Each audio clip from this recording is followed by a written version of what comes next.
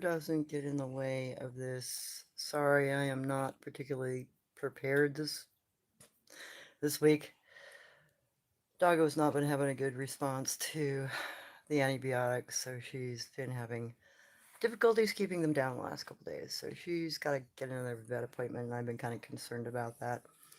Uh, so since I kind of want to redirect people's attention to the linguistic factors and some of the more mythical elements to this kind of research with cryptids, I have a couple of book recommendations. This is one of them. These are all older books. Some are from the 90s. I just have three. Two on linguistics in particular, you know, language groups. These are old textbooks, basically. And then I wanted to cover something about the Nordic myth and the whole wagon thing, Big Dipper constellation. But I wanted to get into a little bit about the unusual picture I posted of what looks like a dino track of some sort, or a bird track. I'm not really sure what kind of a track it is. I know what Google search said it was, potentially, ancient cryptid of some type, potentially dino. And I could post that information too, what the search results were. And I also did a search on the critter that went after the shark off of Australia. Figured if I got some results with the traced track, maybe Google search would come up with something concerning the cryptid that attacked the shark. And oddly enough, it did. And I might post those results as well. You know, just the picture and then what the search results came out to be, just for curiosity's sake, so you guys have some reference points on this, because evidently drawing them and trying to search them out once you find a cryptid actually does get you some results. So, if you got questions, please put them in caps so I can see them. I'm also open for, just general questions tonight. Awesome. Welcome. And I'm glad you got your notes ready. So, let's get into the first one. It's Penguin Book. And it's called Gods and Myths of Northern Europe by H.R. Ellis Davidson.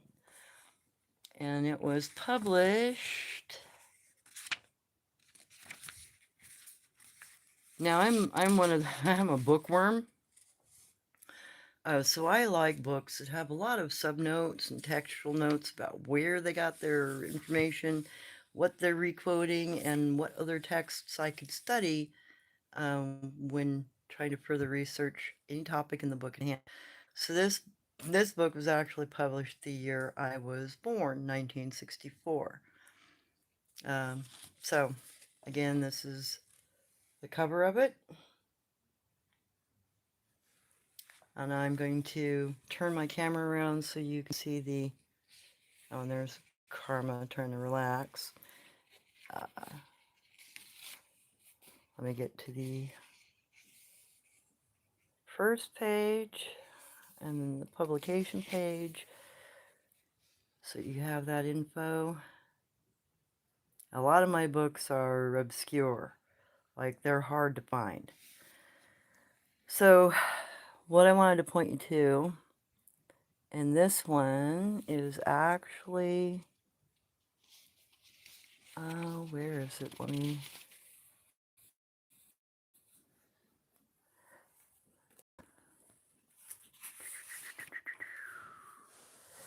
so these are the different titles, and it was the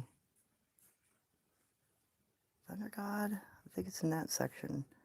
Writing, oh, here it is, 92. And I'll give you the next page of context, for the content that's available in this book, so you can make up your decision of whether you want to get a copy, and then just at least the first page here. Let me flip to page 92.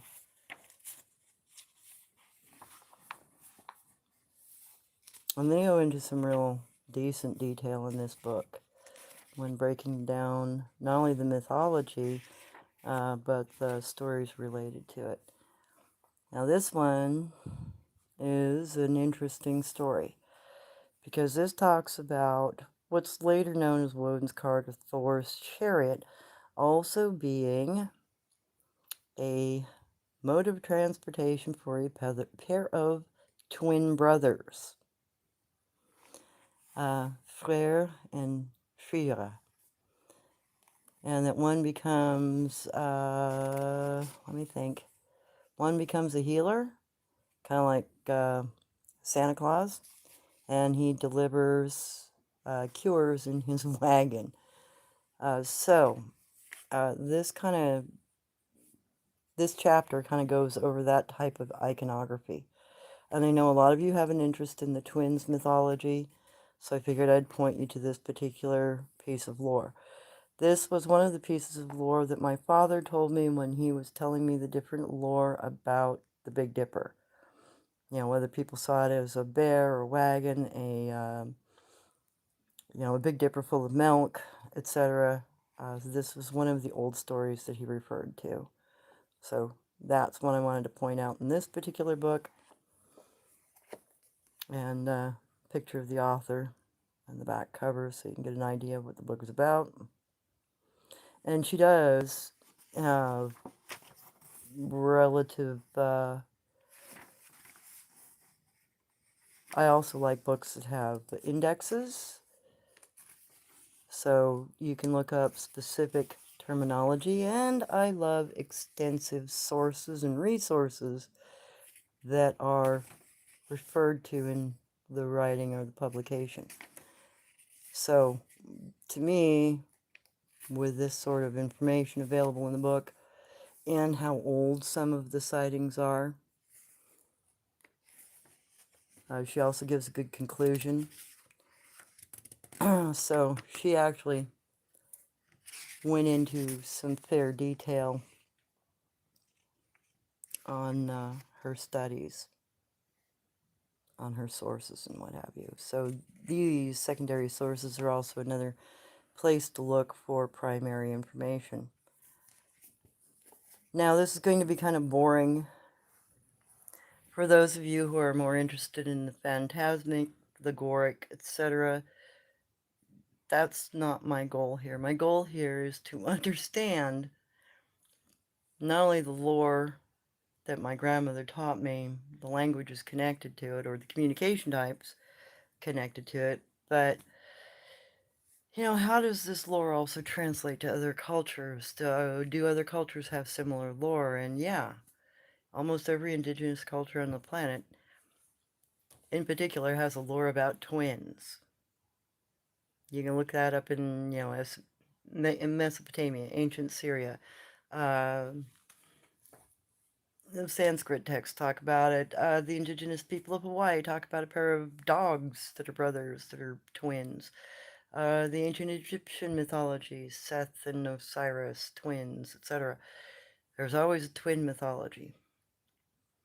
So that's something to consider, especially when you're looking at, Bigfoot's marriage type. If a elder brother dies, a younger brother, or even in case twins, if a group, pair of tribes are trying to create peace, which is something the Native Americans did too.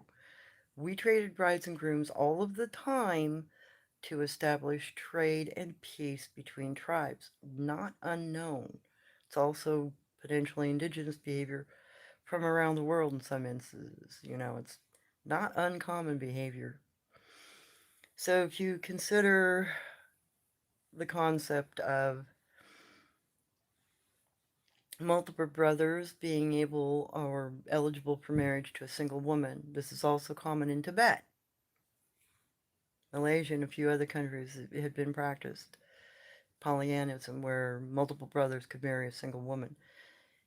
Sometimes, though, in the native culture and in, I think, the indigenous culture of the cryptids, Bigfoot, it is more likely that in the event that there are two brothers available for marriage, if the first marriage doesn't work, or if the man dies, or if there's not a good relationship, the younger brother or the twin could be asked to step in as a replacement husband to continue the potential for the alliance, the agreement of peace, or trade. It was seen as more important than the pursuit of love in some cases. It was seen as a cultural duty. It's also how you shared language. You had to learn to talk to the tribe next door, and if you were not from the same language group, which was very likely in the United States, because everybody spoke their own language. Even small groups had dialects that were completely different than their, even potentially their closest relatives.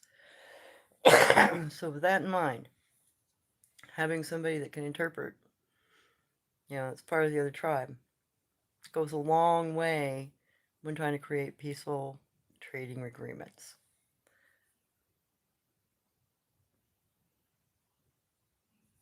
Hi, Phil. Hi, Spider-Bite. Alrighty, so on to the other two books and why I think they might be important.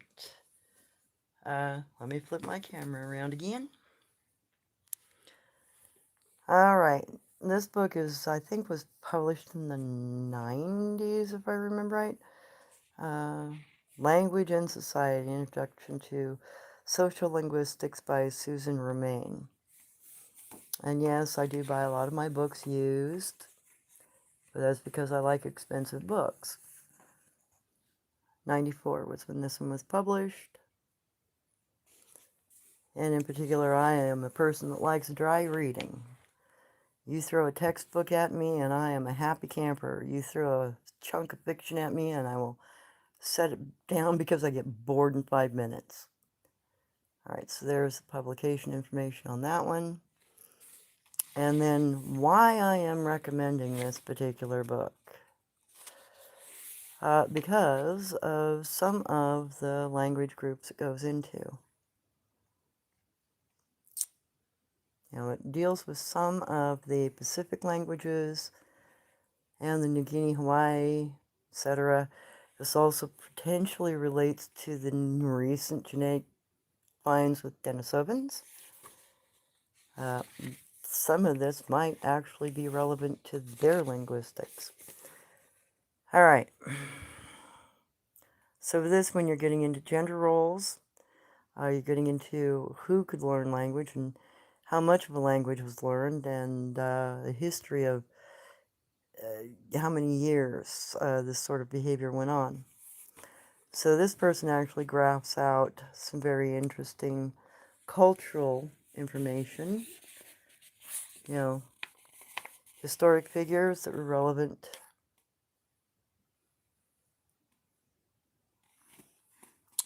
And then you've got the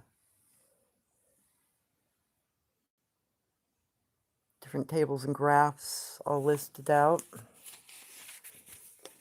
And those are quite extensive. So to give you some brief idea of how extensive the information is in this book, she tracks back, I think, to the 1700s for some of this information. But a lot of it is from the mid-1800s and on. So she took about 100 years of language and kind of squinched it down into digestible format. And part of that is also mapping, and she does a really good job of this.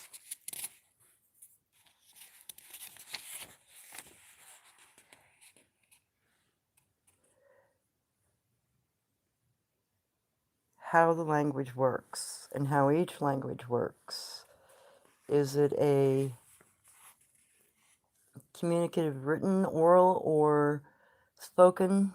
What type? Is it a religious language? Is it a formal situation, an informal situation, speaking to a stranger or non-stranger?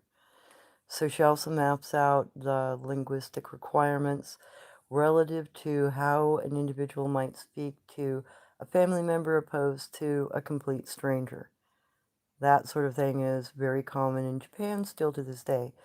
You'll pick up a phone and answer it as mush mush to a friend, but you're going to say Ohayo gozaimasu to a stranger when you're picking up the phone, if you're going to even address them that way. Additionally, she maps out choices and patterns for sounds. How do languages use particular sounds? What is the percentage of that sound? How long it has lasted in the language? Is it prevalent in the language at all? So it's actually, even though it's an older book, it's quite detailed. Gives a lot of graphical information, lots of classical explanations, and it gets into pronunciations and how particular classes were able to speak languages or written languages and which ones weren't. It's all graphed out. So it's an extensive work. And if you're, trying to figure out how to break down a language or try to understand what language group it might belong to, getting some specific books like this, and I'll, let you see the back side of it so you have all of that information, is very useful when trying to place a language, which is what I've been doing, or trying to do, by trying to figure out the linguistics involved with Bigfoot. Alright, now the last book is this guy here. John Lyons, Language and Linguistics, an Introduction. This, I believe, was a college book at one point in time. This was a book from the 80s. Again, it's a linguistics publication book.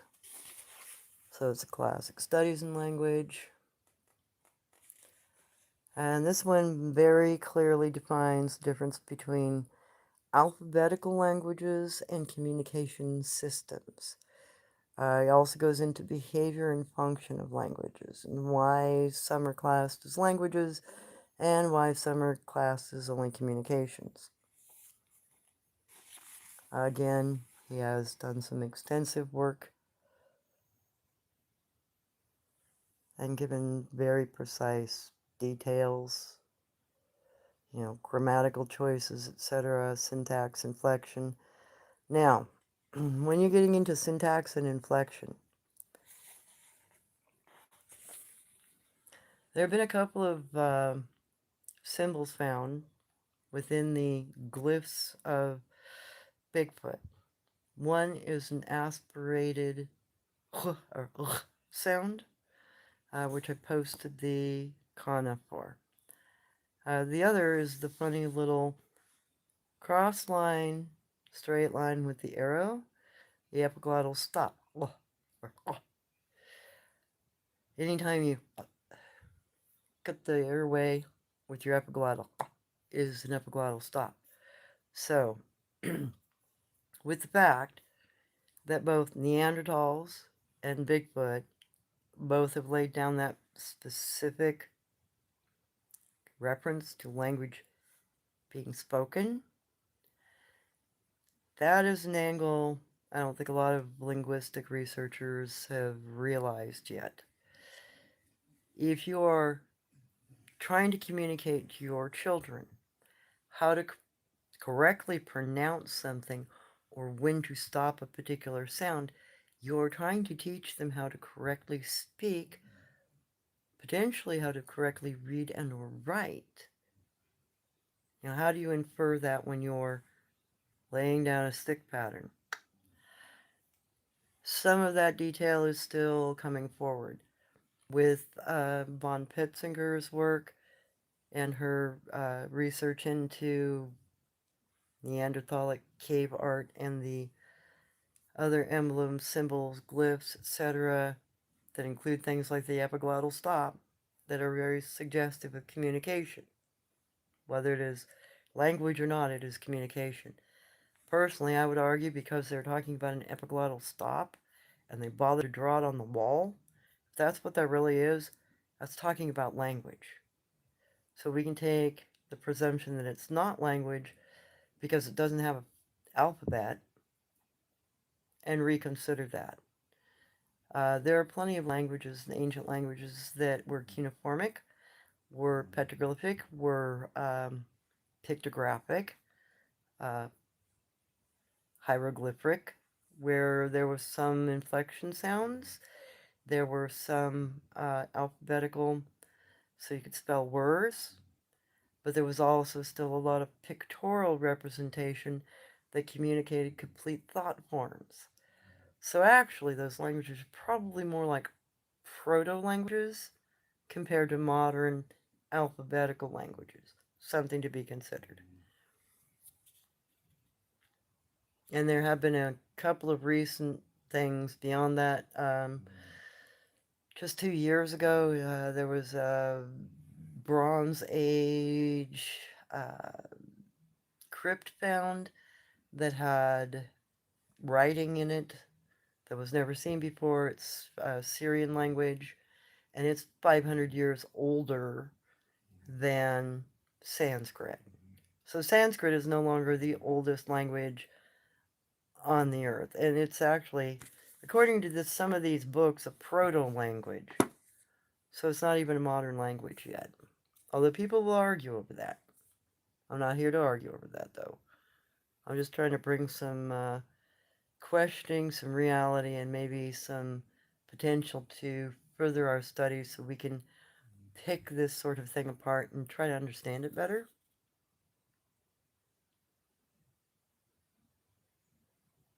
Yeah, I would not know how to take over my brother's wife. Yeah, some of us wouldn't want that duty. Definitely, Phil. Spider bite AI has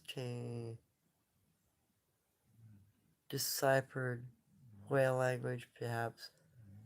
Could do as Bigfoot as well. Potentially. See, that's the other thing we have to consider. See, we have this, and I hate to say it, we have a highbrow mentality when it comes to the fact that we can talk, and that we can write, and that we have a fucking alphabet. Pardon my language. But after we've studied whales, dolphins, elephants, and a lot of other critters, even giraffes that work in the infrasound for communication, they not only repeat patterns, they change patterns, they update patterns, and some of them add words. And some of them will talk to you, just like a crow or any other critter that can hear you. Is that mimicry or is that learning a language? Because if they understand what they're saying, it's not mimicry. At that point, they have a language of some sort.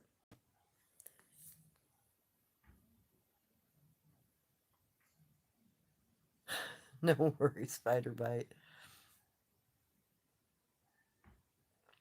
Yes, spider bite. There are people that click and whistle. Yeah, but they can't write it down.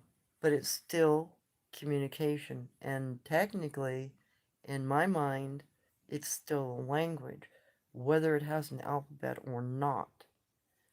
And that's where the argument's going to come. Because where is that break point between me going, pointing at my eye, saying, I, or thank you, or I think. Additionally, when you're talking about Native American Sign Language, okay, hand talking, you know, you make the symbol like this, pair of horns on either side means buffalo. You make, I need a blanket. I'm hungry. I'm thirsty. Uh, I'm Sue. Uh-huh. So, it's seen as the parent language to modern day American Sign Language. Why is that? Well, they added an alphabet. There was complete communication beforehand. There was no need for an alphabet except to modernize it for people who could spell instead of communicate incomplete thoughts. You know, buffalo is a complete thought. You know, I want something concerning the buffalo, or I've seen something concerning the buffalo. There's an implied bunch of reasoning there. Now, if I say buffalo and I want to shoot it, hunt it means you and I hunt together. We go there. That's all complete very easy communication. The fact that I need A, B, C, D, E, that's modernization. That is making a transition between a native communication form and English. That's when it was classified as a language, when it could be equated to English. That is not appropriate in my mind. So let me get on to a few more questions here. Okay. Phil, I was told about communication. It makes sense what you like to hear about. Yeah, right? Spider bite. Those African gray parrots carry unintelligent conversations. Yes, they do. Several types of parrots can actually do that. So can ravens, crows, and a few other birds. So what does that really mean? Well, it means that we are not as displaced from everything as we think.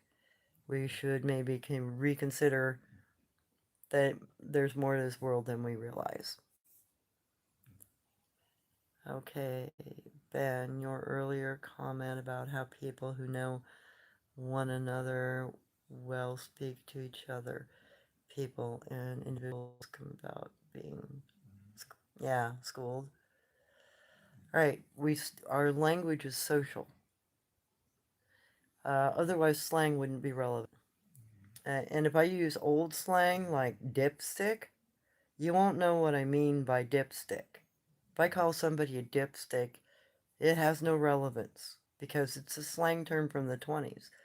So dipstick means you're running low on oil, your dipstick is dry, means you don't have enough lubricant in your brain to make a thought.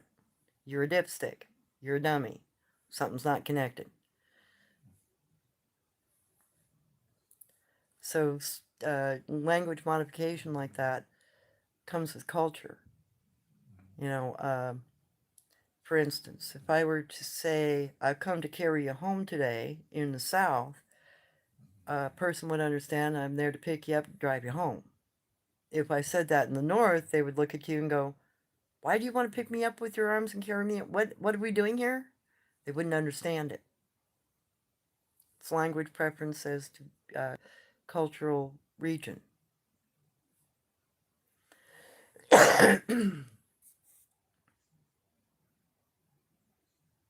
Yeah, where food is. That's a good one.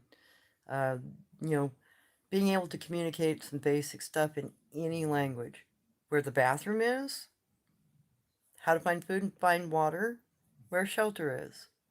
Those are all things you need, even in, basic communication if you're trying to survive together. Spider bite. I have never, for 1 minute, thought animals couldn't speak. I grew up with Dr. Doolittle after all. So true. But there are many people who do not think that animals are intelligent. Uh, Spider bite, we say dipstick too for silly Billy. Yeah, exactly. Somebody who can't get it together. Okay, Ben, only later did it become more elaborate, more descriptive beyond just direction, right? Well, and you got a linguistics example in your yard because you've had some communication with Bigfoot trying to reply to you, except they're being stubborn. Okay, Phil, Bigfoot operate in the realm of subconscious. I speak, dream speak. Well, we can do that too. So that's not exclusionary to them. There are plenty of people that can share dreams. There are plenty of people that can communicate in dreams. And even, um, what was it?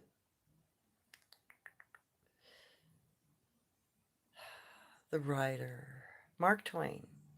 He actually did an experiment with a friend of his in the mid 1800s where he sat and wrote a letter by hand at a given date a particular day at a particular time, his friend in, I think, New York, sat down at a desk with an empty sheet of paper, and as Mark Twain was writing the paper on his end, the letter, his friend was trying to mentally pick up what Mark Twain was thinking, and he autonomically wrote the letter out. I think there was one or two word differences in the entire, like I think 15 or 1200, 12 to 1500 words that were written. So that is something that humans can do. And that's actually part of what maybe ancient cultures did at long distance. Maybe they autonomically wrote to each other, or thought, or shared dreams. We don't know.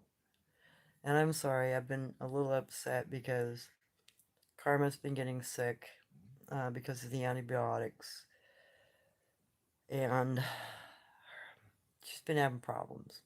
I gotta get her back to the vet. So I've been a little upset today. I've been crying. Apologies for that. It's part of the reason why I wasn't necessarily prepared for tonight the way I wanted to be.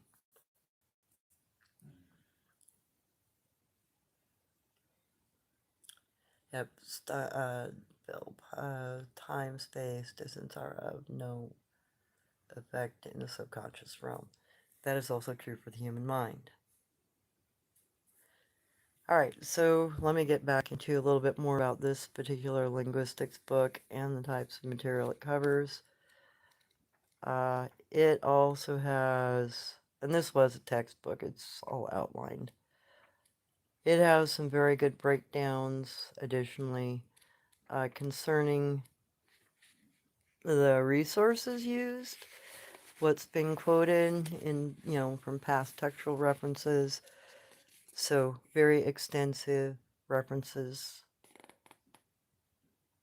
So, I like books like this because not only do you get the benefit of the information in this book, you can also pull these old books, if you can find them, and read them as well.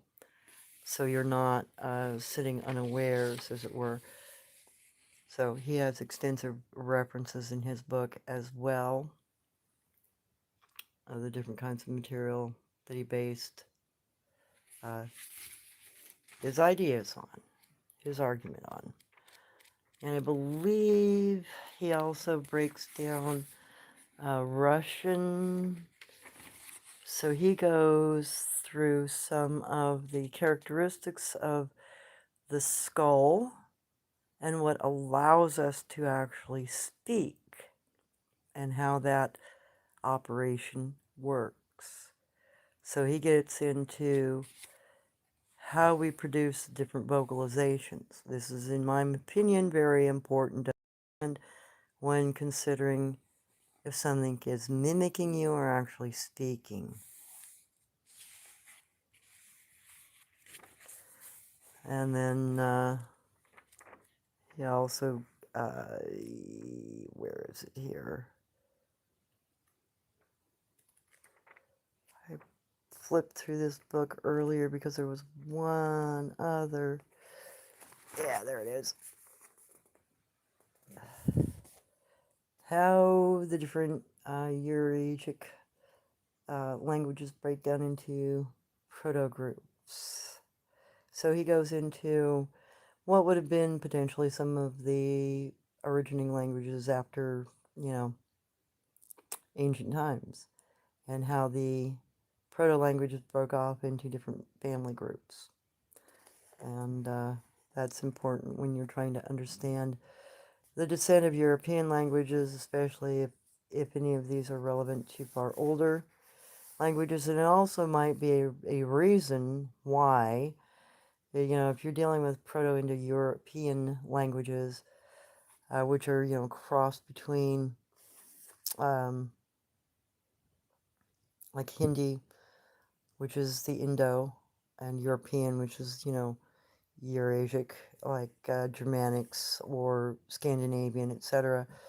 How those linguistic patterns stay the same or change because of their orientation with each other. And he gives word examples on that sort of thing and gets into the linguistic family trees where they share words and sounds and where they don't.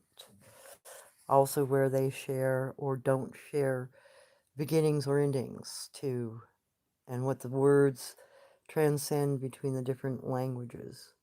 Between Latin, French, Italian, and Spanish, which are all considered Romance languages. So he gets kind of extensive with his breakdowns.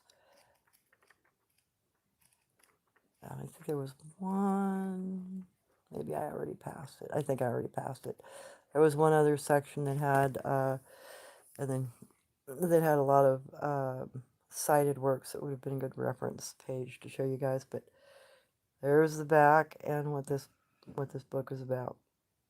So if you're interested in trying to understand where to place the Bigfoot languages, are they Asiatic? Are they Indo-European? Are they Nordic? Are they Peshat? Having a bit of a linguistics background, even in a rudimentary fashion through a couple of books that discuss the difference between Pacific languages and Eurasic and Germanic, it would help, when you're trying to decipher some of the glyphs that you find, if you're into that, if that's what your goal is. That's what my goal is. I want to learn how to communicate to these things. I want to know what family group of languages it belongs to, and can we figure out how to get them to respond to us in written form? That would be interesting.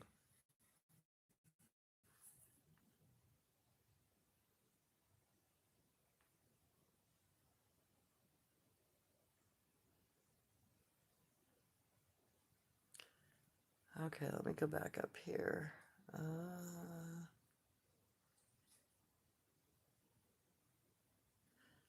Spider-Man, I think I have an invisible devil in my garden. Oh, wow. Invisible dude. Yikes.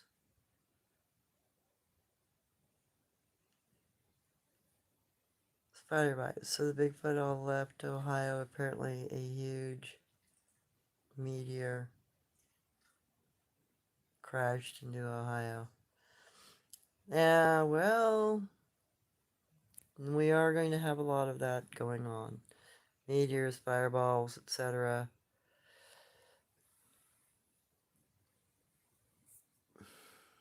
I mean, it's been building up over the last few years, and it's probably just going to continue for a minute, especially if things are flying at us that aren't normally in our flight path, so to speak.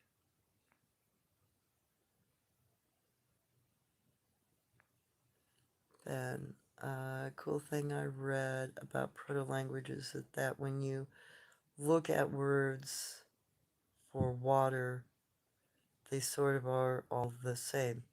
Yeah, one line with 3 hashtags across them. That goes back to ancient Pinyin, though. That's Asiatic language.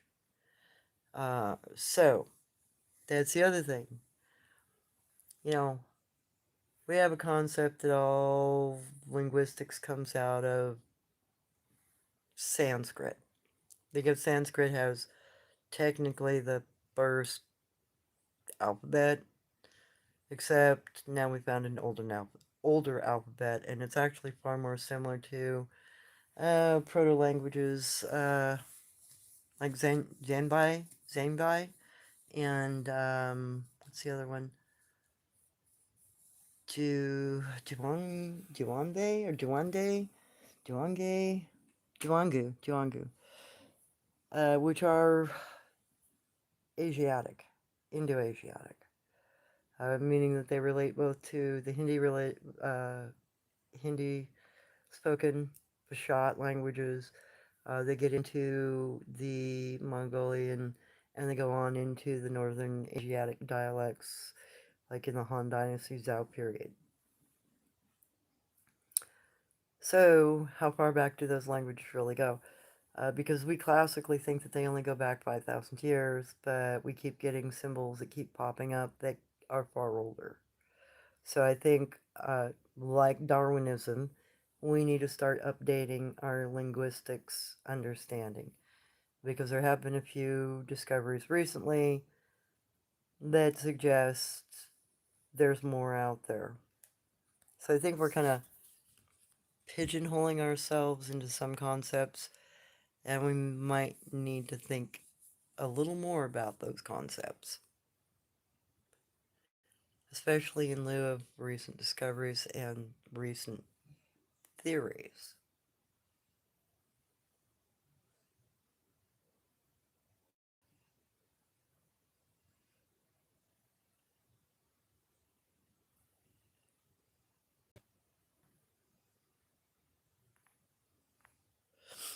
All right, guys. So, uh, within the stuff that I found so far, I found two specific kana that refer to how to pronounce. How to make an aspirated sound and how to make an epiglottal stop. One of them happens to also be in current linguistic studies concerning Neanderthal, whether or not what their glyphs on the wall are just simple communication or if they represent some form of language. But I would argue if those symbols really do refer to an epiglottal stop and or an aspirated sound, anything like that, then they're trying to teach their young how to correctly pronounce, pronunciate, yeah, how to pronounce. So they're trying to teach language. Otherwise, there would be no reason to write down and make a particular note of an aspiration or an epiglottal stop unless you were also teaching them writing. There's no reason to express it, even in a glyph, if you're not using writing in some form. You can just say it. You know, you pronounce the word hatak'o this way, or kwatak'to that way. If you can say it, you don't have to write it down. But if you're trying to explain it to somebody who is learning to write, you're going to have some sort of a linguistic representation of that sound. That's my argument. Communication, when you're talking about language, in my mind, has to include things like proper pronunciation being written out. Writing, I think we rely too hard on the modern concept of an alphabet because it is familiar to us. But that also creates a modern cultural bias for what we consider a language. We expect it all to be like our language. Cavemen didn't talk like us, they didn't live like us. How can we expect that? That's unrealistic in my mind. We got to look at how they communicated, why they communicated, and did they leave any record of their communications? Pictorially or whatever. Once you get to that point, I think we're going to have to reconsider some of what we consider language.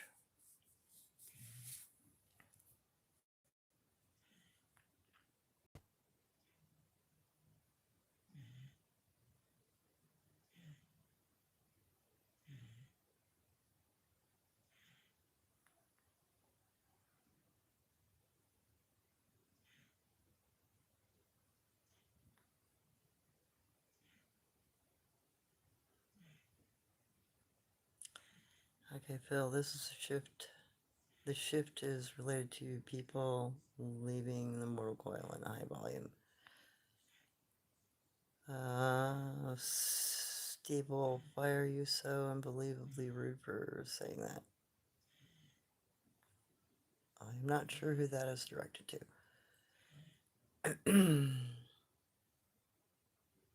Oh, it's a bot. Ha! Go figure. Bots seem to be an issue these days. Spider bite. Also, the shape of the letter was described upon for their own interesting reasons too. Yes, exactly. That's something else I've noticed is that the further back you go into symbols for communication, the more common certain symbols become, and they carry out throughout cultures around the world. So, did we have the ability to communicate, or were we all sharing the same living area at one point in time? Because either that means we've communicated over long distances with each other, we've traded languages somehow, or we've all lived together at some point where we shared the same language communication forms. Or maybe it's something that we have carried on for many, many generations before it's changed. That's not real likely. We've had a lot of linguistics drift between the turn of the century and now just in English. And we've had a lot of cultural drift too. So, stability of language being carried down for multiple generations, unless it's excluded and has no exposure to other things, then I would suspect it would stay more constant. But anytime it would be exposed, you're going to adapt words. You're going to, add them to your language. Greek and Latin both have shared words, as do Latin and German. Uh, fourth declension Latin verbs have some Greek words mixed in with them, for instance, and the word habo, habere, habawe, habito, to have, haben, almost exactly the same in German. Habo, habero in Latin, but haben in German, both meaning the verb to have something.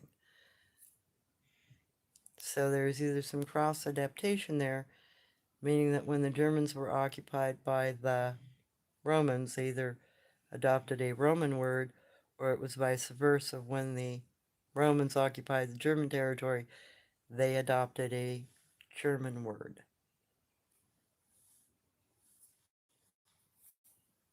Contact. That's how you change words. Otherwise, without communication, there's no way to change the word. There's no way for you to interact to say the word.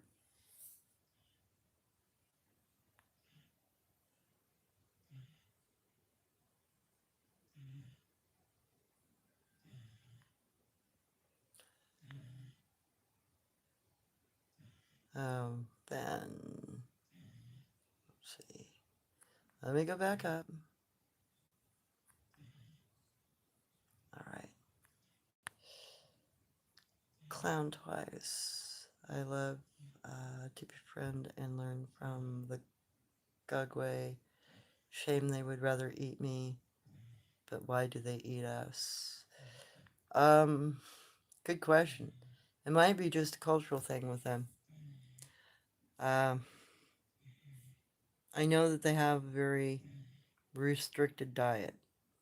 They don't eat a lot of protein sources, so we might just be seen as a secondary protein source to them eating crawdads.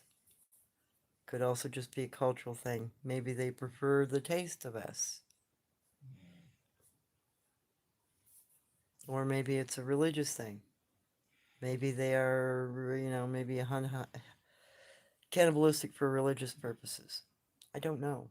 I don't know enough about them because they're really hard to study and they're hard to be around safely. I mean, they're dangerous. Even though they have cataracts and they have issues, they're still dangerous. And they're more crafty and sneaky than letting you know where they're at. Okay, Phil. Much suffering and death. People are dying in mass due to compromised immune system. You know why?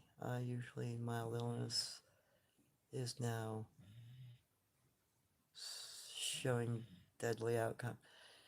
Yeah, that's because we choose to live in cities. Cities have been historically known for being disease centers. Cholera, syphilis, tuberculosis, etc. Cities cause extreme illnesses. Always have. Look at the plague of the Middle Ages. Look at why some of the ancient peoples walked away from cities. They ended up with a plague in it that they couldn't cure, so they left. Cities being unclean, where you improperly dispose of your waste or pollute your water, are cesspool for diseases. And these days, look at what's going on in Seattle and in Michigan. Right now, we have a brand new strain of syphilis that has recombined itself and is resistant to antibiotics because the individual originally had it in those two states didn't go properly treat themselves. So it created a new strain. Cities create disease. They always have. That's why I like Bram Stoker's quote when they're in the parlor and Van Helsing is talking about the population of the world is what has brought the vampire forth, and it is the civilization of civilization that allows the vampire to breed. Well, that's an iconographic concept of illness being born within cities.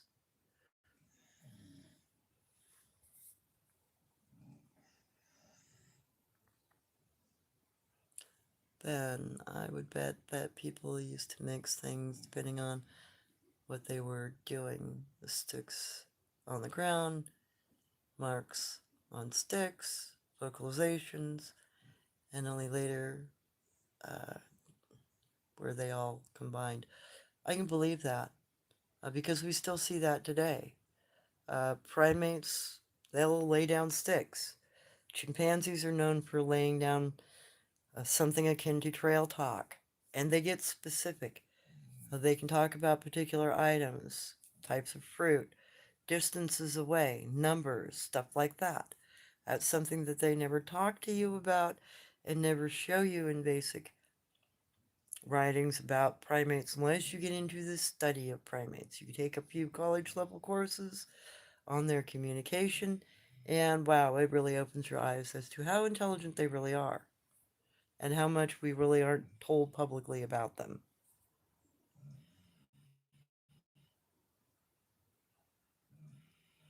Correct, Spiderbite. We use a lot of Greek words in our English language that are relatively unchanged. Pills. Cities are unhealthy. I suspect the jabs. Oh, yeah. Well, that technology for that particular vaccine was created with a binder that's supposed to be used strictly for petri dish use as a binder for genetic research. Never supposed to be put in the human body because it binds blood cells together, makes them into rubber basically in your body. Um, that was a definite wrong turn for science and for medicine. But there's a lot of stuff you cannot trust these days. When the side effect is death for an allergy medicine, come on.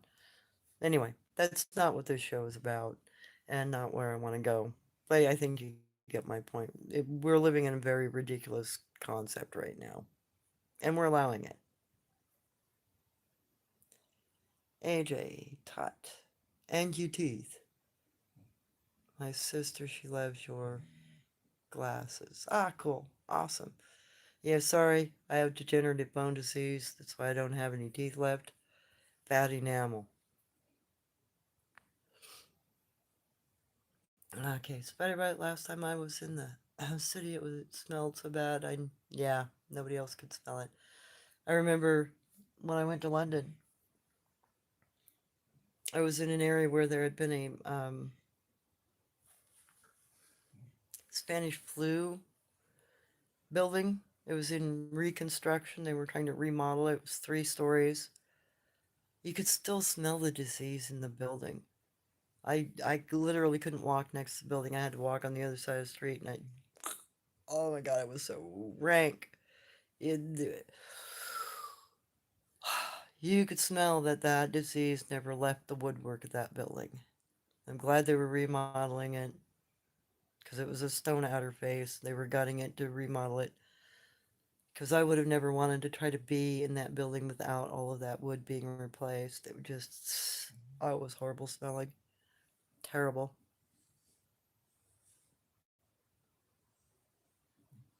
Habeas corpus, nobody no crime, but now bodies pile up, nothing to see here. Yeah, right? Well, everything's being taken over by the technological, technocratic crap. Uh, anyway, again, not the subject. Don't get me started. I don't want to talk about it. Spider bite. I had 2 jobs. No excuses. I figure I have so many substances added over the years down the would round the jab out. Iron guts. Yeah, I had the illness. I had it for 3 days. Never got it again. Never went and got the jab. Everybody that I know that repeatedly gets that has gotten the boosters.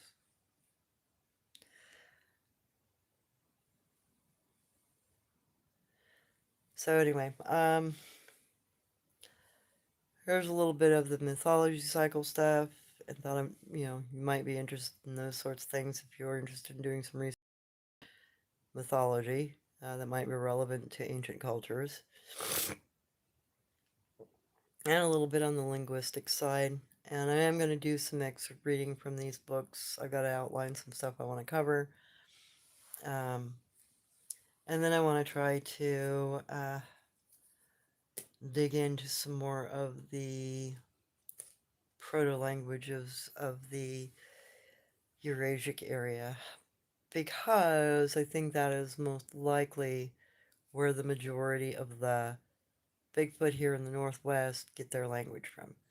There's been such a heavy expression in both Pinyin and pre-Edo period Japanese or Ainu. It really makes me want to study more in those proto-languages to see if I can find any kind of a correlation anywhere.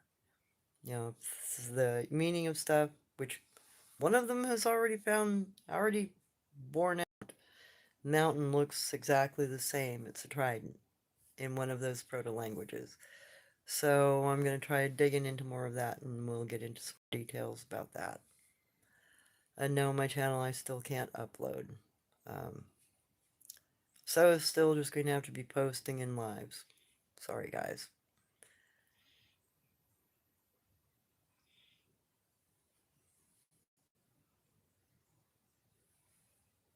That's a good thing, Phil.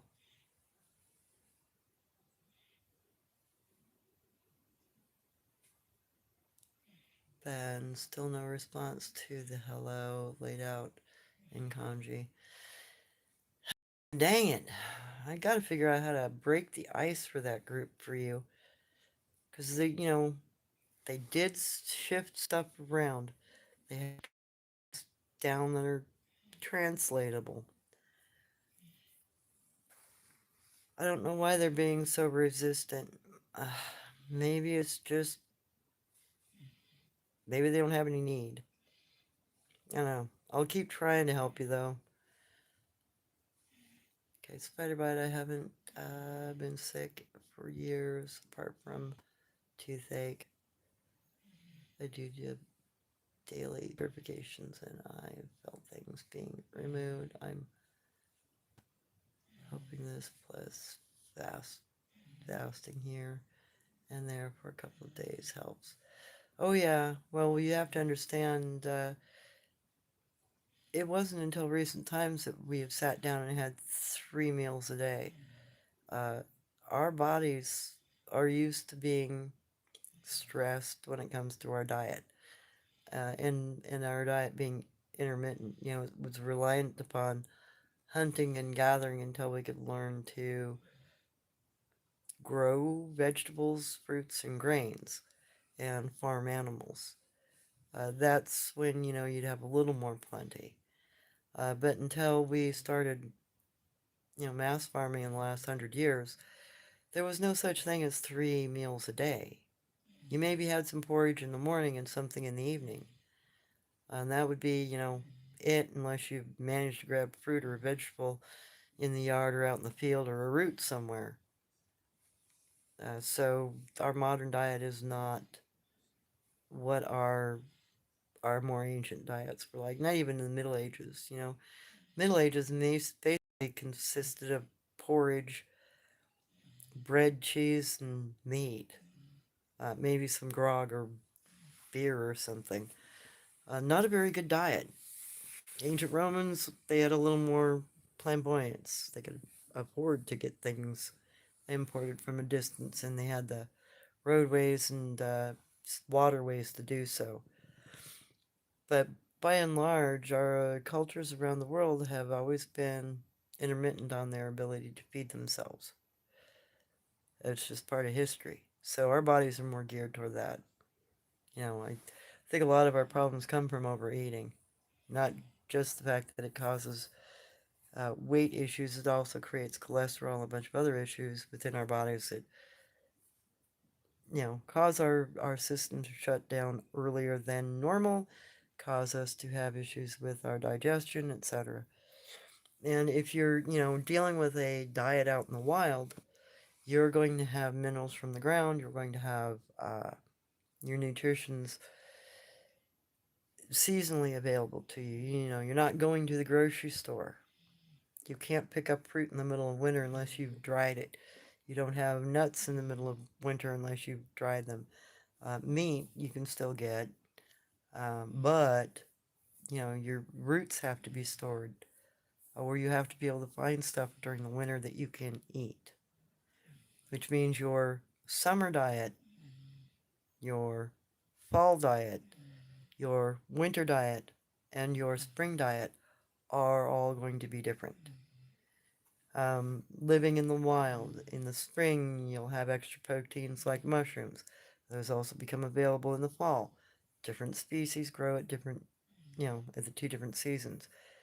Uh, Throughout the summertime, you'll have access to bulbs and roots. Some of that might be available in dormant roots and bulbs in the winter, but you have to remember where the plant was, because it might be under snow.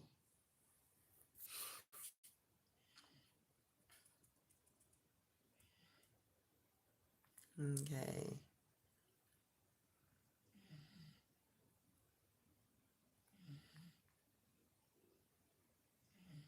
Okay, Ben, I have to wonder if they have moved for this season. They might be following food sources, Ben. This being spring, everything's flowering. If you're eating flowers, for instance, or you're gathering medications, this is a perfect time of year to understand the plant you're looking at if you don't know it already. Uh, yeah, you can identify,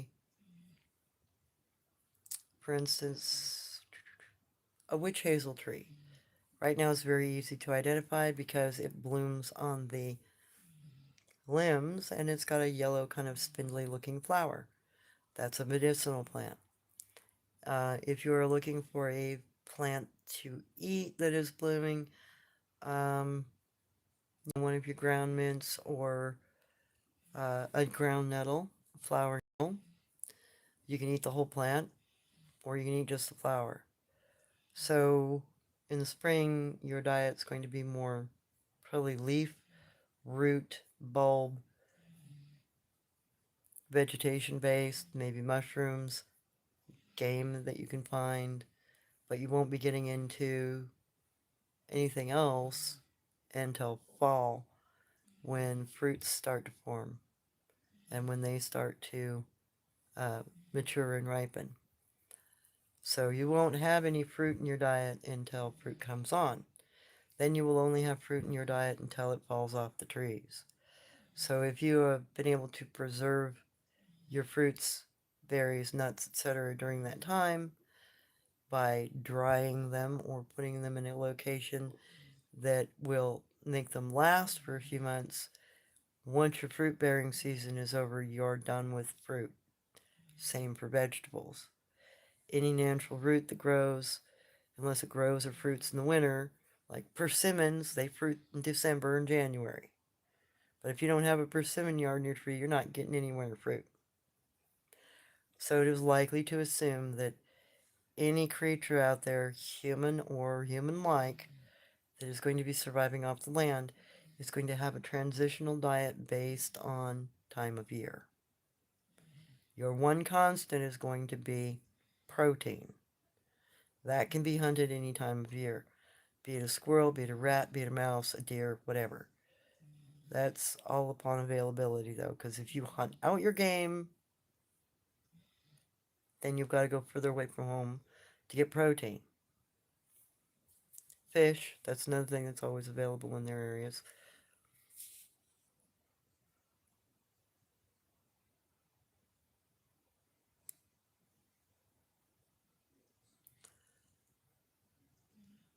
Okay, Ben, they can move from here almost unimpeded all the way to Glacier Park Peak. Yep, I can believe that. Phil, could be food supply related. Yep. Phil, these ones I see here feel like freshwater clams and bulrush fruits. Yes. There are some here that all after freshwater clams and mussels in this valley, and they go after rushes and roots along the riverways. Sometimes they'll even go after chokecherry roots here.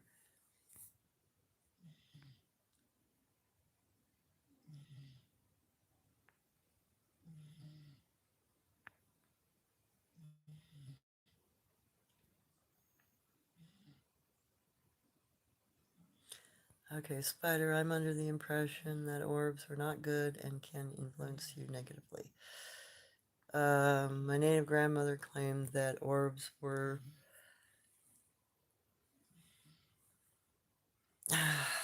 part of the abilities of Pugwudgie and some of the other small cryptid creatures.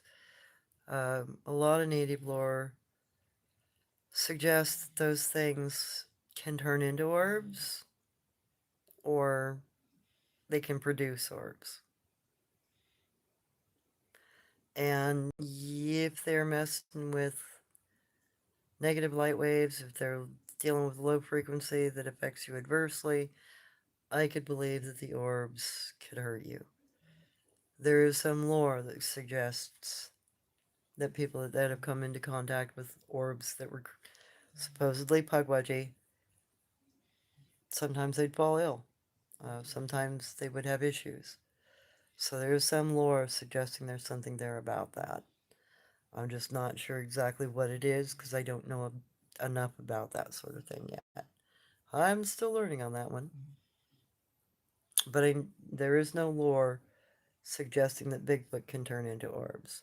But there is plenty of lore that suggests some Bigfoot will allow Pugwudgie, Little Giants, and some of the other Memigway that are not so nice, that have unusual powers that can create orbs and negative energies. And even some of them are said to be able to remove your energy from you and take your life that way. Might be relative to those creatures living together in the same area. Who knows? I go on lore a lot because that's what I've got to go on. It's what I was taught. Ben, hope they like Papa. I'm planning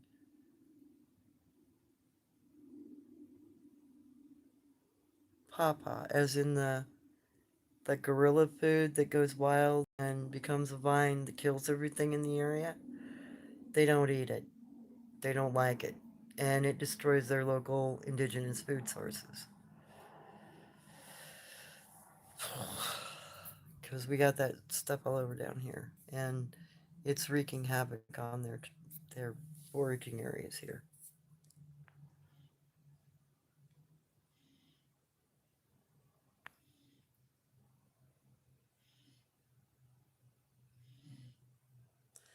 Yeah, sometimes you do need another plant to pollinate. And sometimes you need dual-gendered plants like olive trees. Olive trees have to have a male tree, or you will never get an olive. Because only the female trees produce olives, if I remember right. So there's also that. Almonds are the same way. They have to have a male pollinator tree, and I think there's another couple trees that are like that are fruit bearers of some sort that need extra help.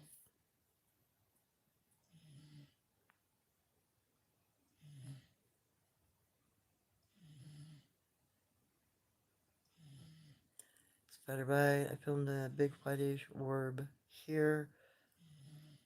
I got the shaman to remove it. Good. Yeah, because that was something else that was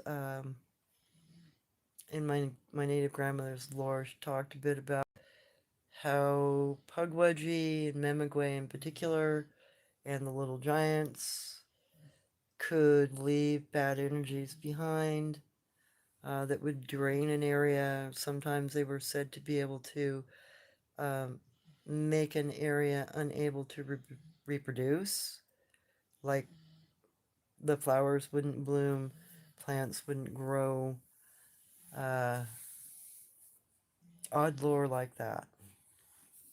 It's part of the reason why they're considered um, forest protectors and why you're not supposed to offend them, because they might make your forest and your good food sources wane away and not be there anymore. You know, they might get annoyed at you because you were disrespectful.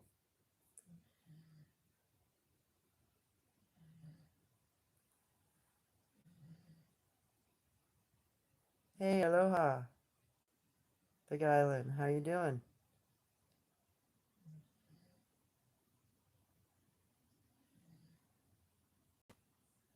Okay, ban more common back east. Actually, North American mango. Oh, okay. Good, good. Yeah, they might go for that then. Thanks for sorting me out on that, Ben. Spider Bite, Tracker, Benton, the Shaman. Would love to interview you, but I don't know how to contact you. Ay, ay, ay. I gotta get my channel back up to functioning, and I gotta get the other stuff back up. I'm kind of like focused on my doggo for the moment, though. She's. I gotta take her back to the vet. Okay, Ben, I've only seen tennis ball sized orbs.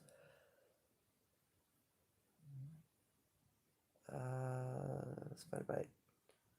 Harbor blueberries need extra heal to flower.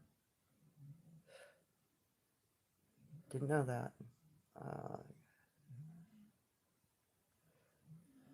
okay. So most Bigfoot I've met are not dangerous. Bearman definitely likes personal space. Yeah, they're kind of grumpy. Awesome.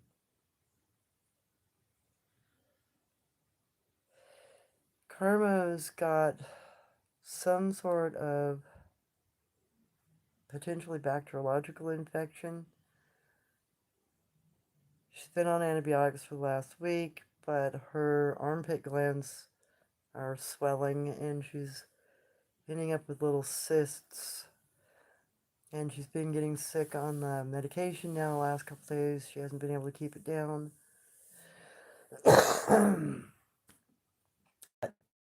Tonight and tomorrow, doses left for her, and I got to get her back into the vet. I'm not sure. The antibiotics have not done as much as I had hoped they would do, and the rash that she has around the bite on her belly is still, it's better, but it's not completely healed, and I'm still using the ointment. And just, she's not responding to the medication, and she's getting sick from it. So I got to go back in. I got to see if we can get some blood work done on her to actually pin down what's going on. At least she's still eating, she's still drinking. She's not had any problems potting. She has pain issues from the swelling, and the antibiotics didn't successfully knock it out. So I got to get her checked further. I know she got bit a couple times by ticks, although my vet says we've got a real low infection rate for Lyme's in this region, so it might be a bacteriological infection due to blockage in her gland, not draining right, or it's from the fall that she fucking had in the yard. She might have bruised that gland or ruptured it. I don't know. I need my vet's second opinion. So that's my first call when I wake up tomorrow, is to get her an appointment. Hopefully it'll work out better than what's going on right now. I just hope to God she doesn't have something like cancer.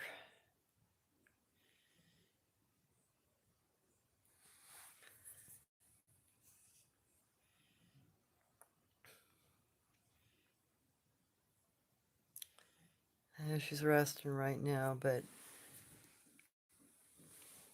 this morning when I got up, her armpit had started swelling again. She ended up with another couple of lumps that shouldn't be there. And it's really worrying me because the swelling had all been gone. And there wasn't these, she's got 2 new bumps. She's got one over here. I know, baby, and one here. Now they've migrated because they were up here in her armpit. She's only got one there and it's completely reduced down now. But these other 2 are popping up. So she's got a blockage in this gland, an infection. I just, I don't know. I gotta take her back in. And I've been icing it. I've been doing what I can for her, but it's just not working the way it was hoped to. I know she's 10. She's in good health, except for this, whatever is going on. And then also the other gland in her other armpit swollen today. So I gotta take her back in.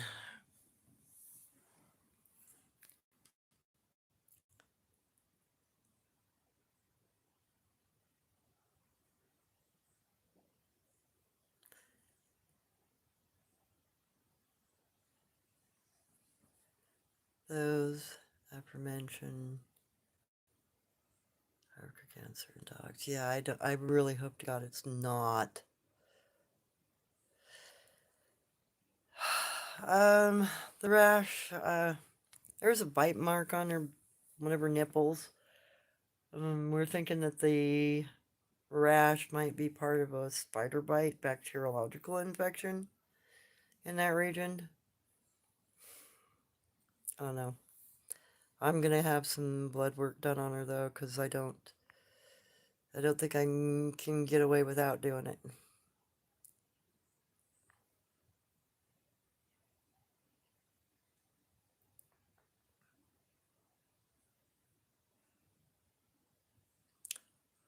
Chat is blocking every second message. Yeah, I also found a tick larva in the yard just, God, about 2 weeks ago. Right up against the house. I stupidly sat down on the bricks and got covered with the little buggers.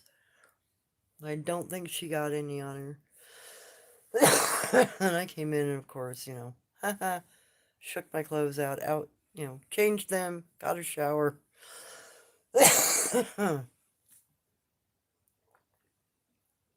This year seems to be pretty well pest infested, though.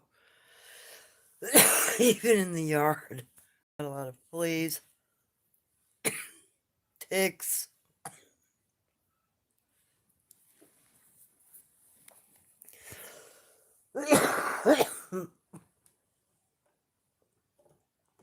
Excuse me. I might.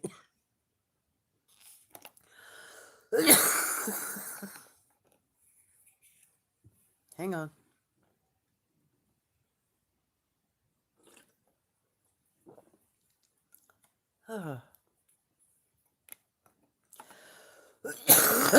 My allergies. Oh my God. Haven't been fun.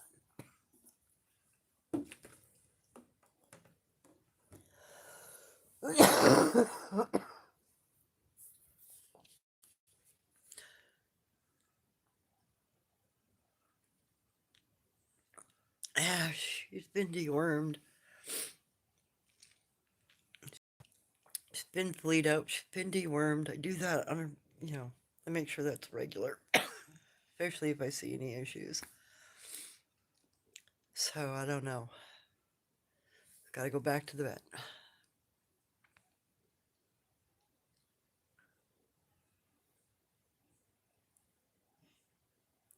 Anything I write about through her saying, oh, blocked. Odd. Blocked.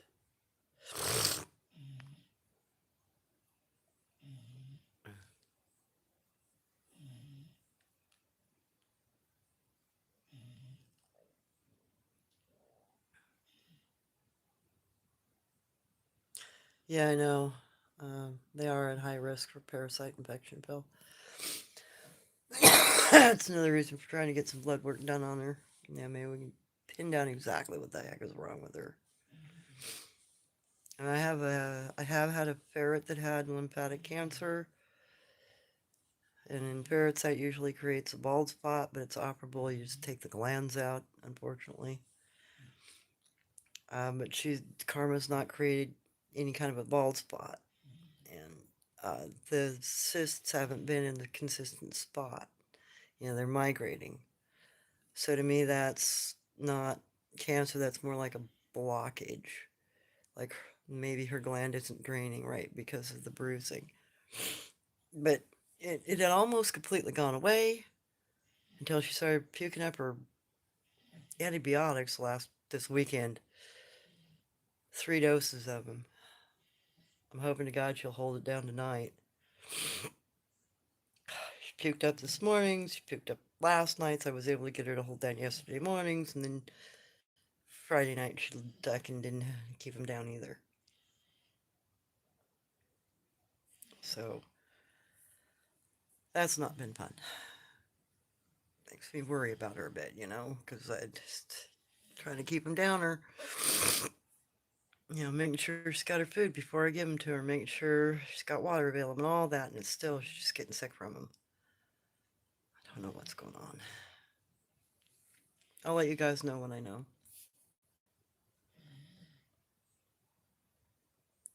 That's true. They do eat stuff they should not, and I don't know. This yard's pretty clean. We don't have a lot of anything laying around in it, and the garden refuse that we use for compost is fruits and vegetables, unless you got into something there.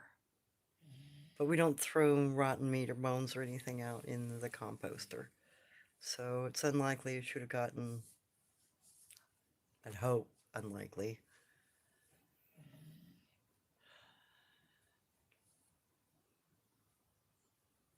I hope she will be okay too, because again. Let me look.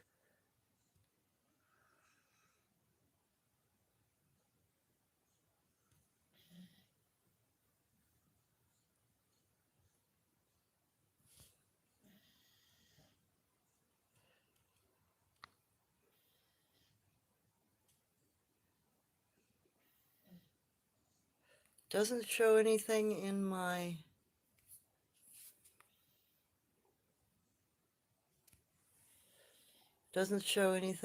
my menu that suggests that you're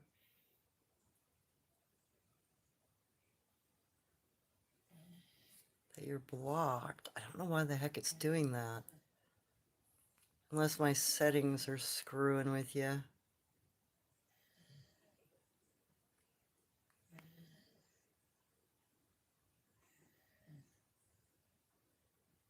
Okay. Spider bite. Some nice resonance frequencies. Yeah, true. Golly knows. But this neighborhood's got, there's only one place where somebody can walk by in the front, and it's very limited amount of space that they can drop anything in the yard. The backyard, the side yards are all shared with other houses here, so unless somebody dropped something over the fence, there's nothing that she should have been able to get into. But, I don't know.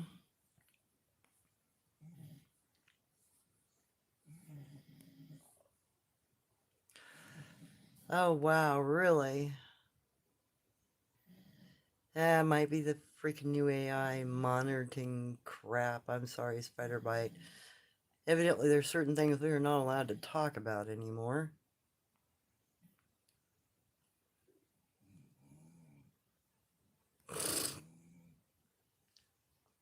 I don't have any tuning forks out. I do have one. It's just somewhere in my storage.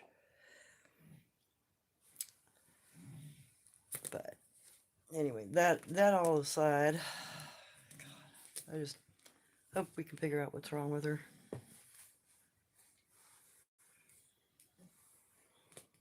Because quite frankly, I'm not ready to let go of her. I really hope. Anyway, pray for her, please.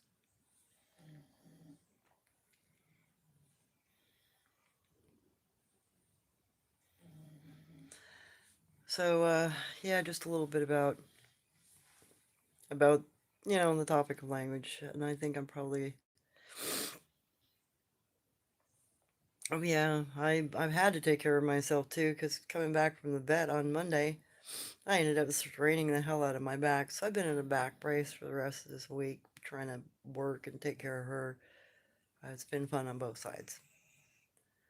That's part of the reason why I was not really prepared for today, and why I kind of, just started to grab some of the books I want to talk about and some of the information I'm hoping to try to bring some light on when it comes to potentially placing where the language groups might be for some of the Bigfoot.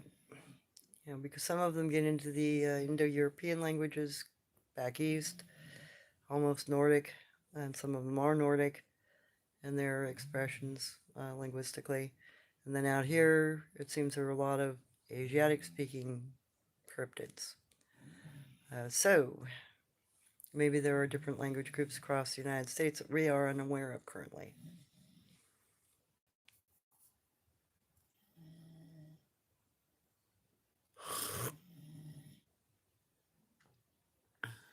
Yes, I've been taking my honey. Spider bite. My chat is weird because it keeps blocking me. If I break it up, it works. Oh, dang. And tell me about it. I've just updated my phone again, and now I have AI shit in my freaking camera. And whenever I take a picture to change my lock screen or my home screen, it automatically goddamn color adjusts all my settings for text and stuff. I have I have my stuff set in the blue spectrum for a reason. I'm actually colorblind in the brown spectrum. So anytime I get into the tan zone for looking at text, tan brown, I can't read it. I can't hardly even see it. So I set all my text, so I go black for my settings, my theme. I set my text to the blue range so I can see them. And now it auto adjusts to match the fucking color of the picture taken, and it adjusts to any fucking screen I go into. So now I'm having a hard time even reading my goddamn phone. I really wish they would stop improving shit. Sometimes it's not an improvement. And I really wish they wouldn't, when they update your stuff, I wish they would let it be an option in case you do have some sort of special needs optically. Because I don't want to colorize in a spectrum I can't even fucking see in. For my theme colors in my text and shit. But I guess they think everybody's the fucking same on the planet. It's another reason why techno twats shouldn't be in charge of anything. They don't have any goddamn regard for anybody except their own fucking reality. Pardon me. I don't like tech heads. I've talked to too many of them, and a lot of them are just vapid. Yes, upgrades do suck. Right, if it isn't broken, don't fucking fix it. I know they never give us a choice. Nerds are jerks and they get power. Oh yeah, they get power hungry. Everybody thinks they're a fucking chief. Excuse me. Too many chiefs, not enough warriors. Bad situation. And now we got him in the Pentagon. Oh boy.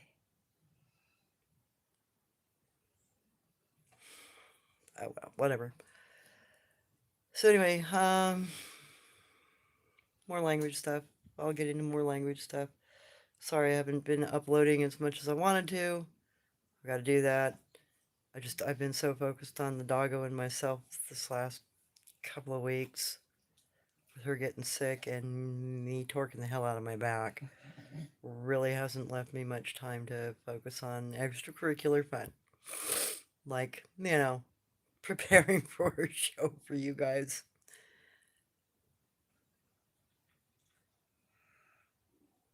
I know. Whenever they reconfigure stuff, it usually makes another mistake. It's like always improving. That is so lean manufacturing, but with no result.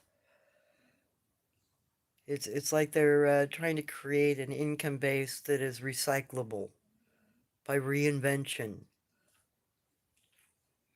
Why? What, you got to keep your people employed? Well, then do some worthwhile work. Do something that actually creates a good platform. Creates a situation where we can all actually safeguard our personal information. If you can't even safeguard my personal information, I'm not going to put it up online. Just not going to happen. That's why I don't do online anything. It's not trustworthy.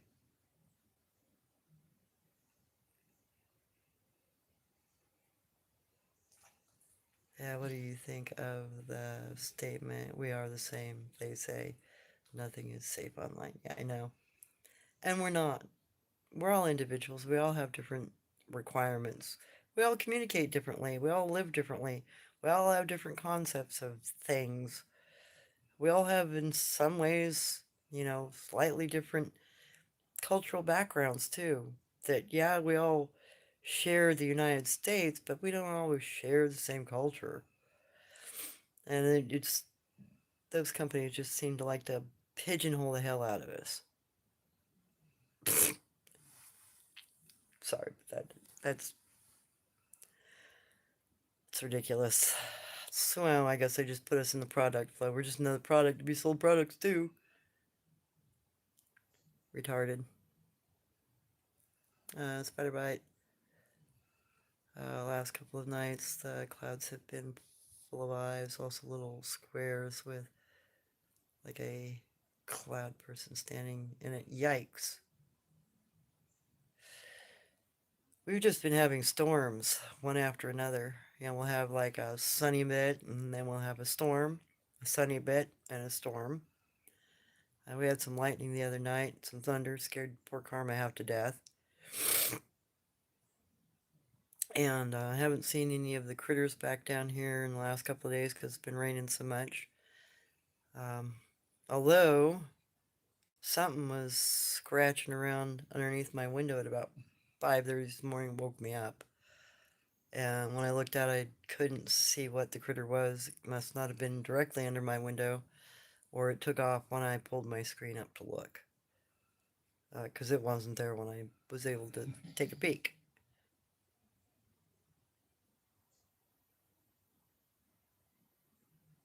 Oh wow, you're all the way down in Victoria, Australia. So, spider bite, I have a question for you. The shark that was attacked, pushed out of the water by something. Uh, what area was that in? I haven't figured that out yet. I don't know which bay it was in. If you happen to know by chance, I would love to know where that attack occurred, if you're aware of that attack.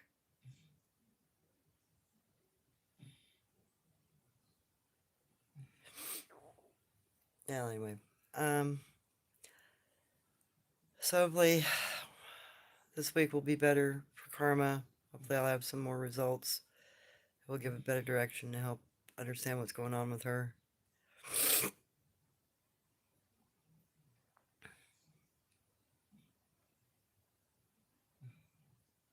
Okay, it happened in Western Australia, other side of the country. Thank you, Spiderbite. I was wondering if it was over in that section or if it was on the southeast side. I couldn't imagine it being many other places. So I actually got a decent response out of the Google search on it. I was surprised. Makes me really wonder though, whatever it was faster than the shark, and it looked like it was hunting them in a pod, because there was more than one critter blockading that poor shark into that little bay. Yikes. Whatever it was pretty intelligent, because it hunted with a primary pair in front and at least four individuals blocking the bay behind. So they're definitely trying to corral and separate that shark out. I wonder what else they hunt that way, and I wonder what else they hunt. Do they hunt other things like seals or dolphins, whales? Yeah, because we've had some anomalous shark parts and whale parts and other things that have washed up in the last few years. The other thing I've got to wonder is why we might be seeing potentially more seaborne cryptids in regions like West Australia and in the Pacific.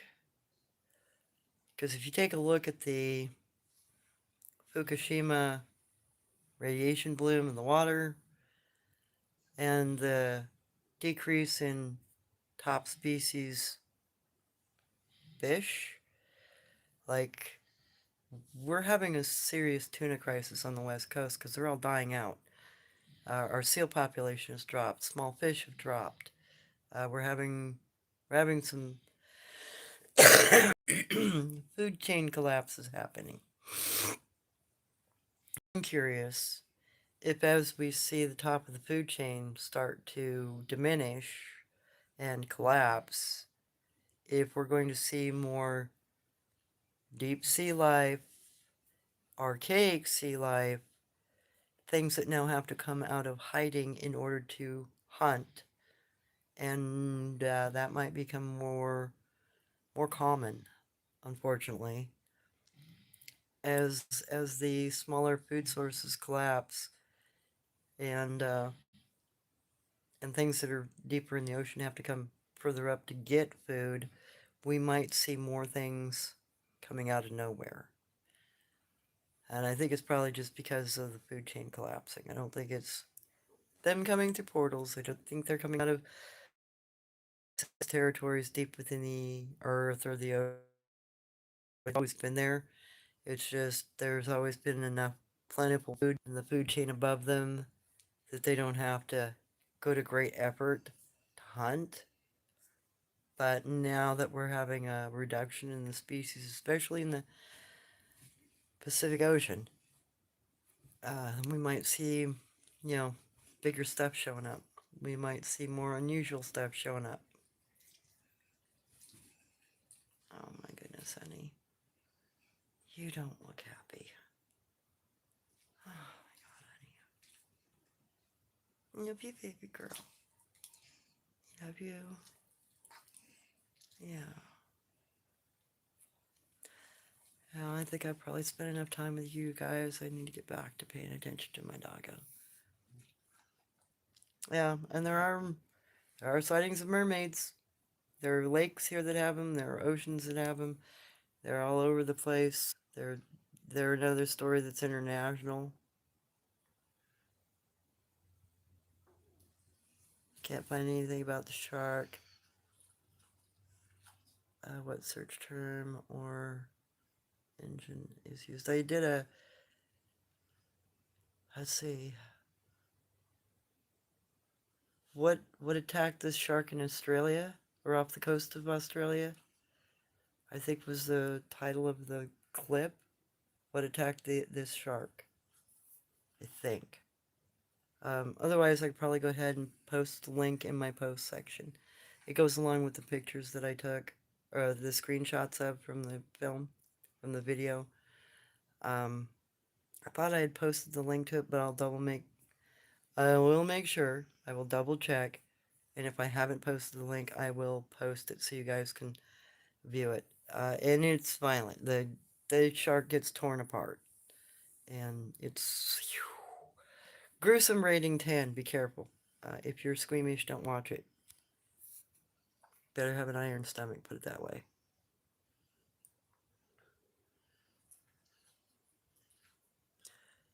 So is it salty like a pike?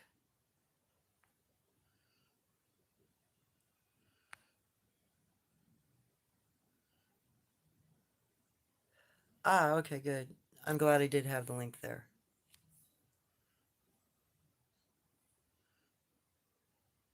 Yeah, you're welcome. No worries, Valentine.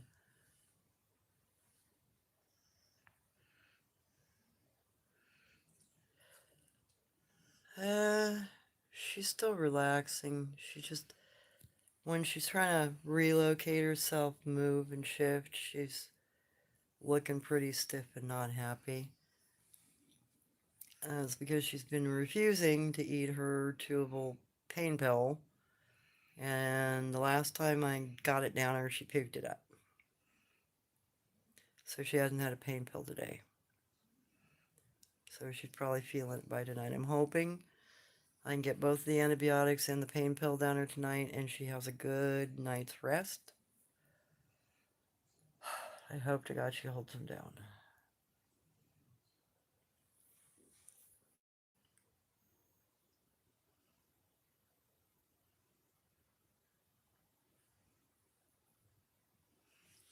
They're like a dragon. Oh, okay.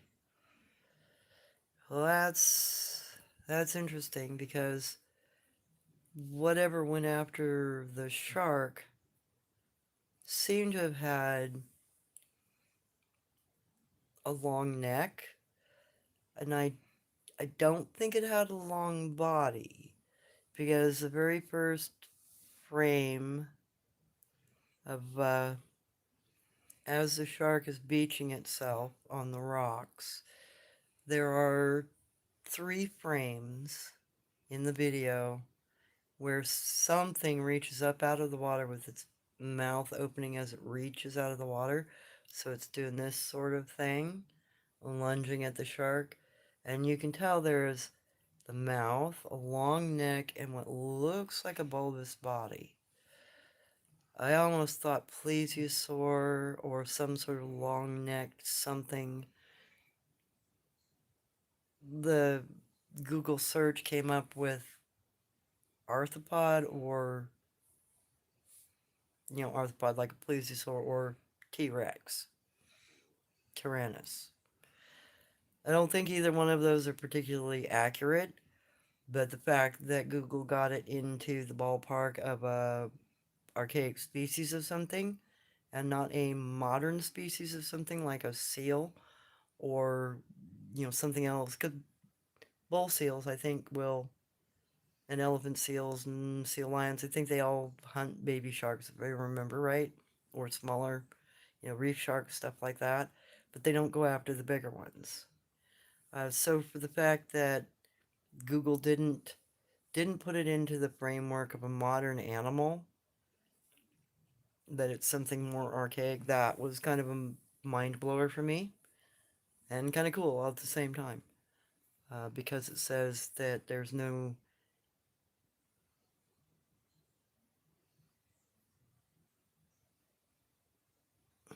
how to, how to say that and make it make sense. There's no discrimination in its attempt to identify the creature in question. Up to 30 feet long. Oh, 3,000. 3,000 pounds, 30 feet. Well, giant seagoing croc.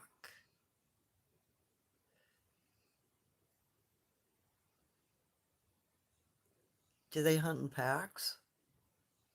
Because the behavior, there isn't a lot to the film. It's only, what, 30 or 40 seconds long? Maybe 50 seconds. So you don't get a lot of information.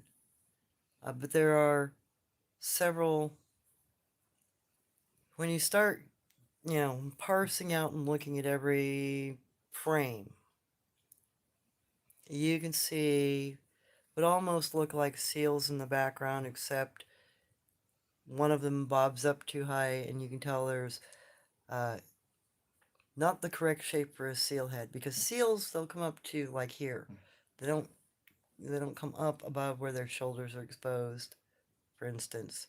They usually bob nose level to chin level in the water. And one of the creatures in the background bobs above that, where you can see part of the neck exposed and the fact that it has an elongated slender neck. But it's only one frame. And then you've got, as the primary hunter is chasing the shore, the rocks, and the shark beaches itself on inlet bay rocks, support rocks. You see a long-necked creature, and then uh, it's beelining. It's moving probably faster than the shark, from what I can tell. And there's an accompaniment creature. When the shark beaches itself, the thing that attacks comes straight up, grabs the shark's tail, pulls it off of the rocks.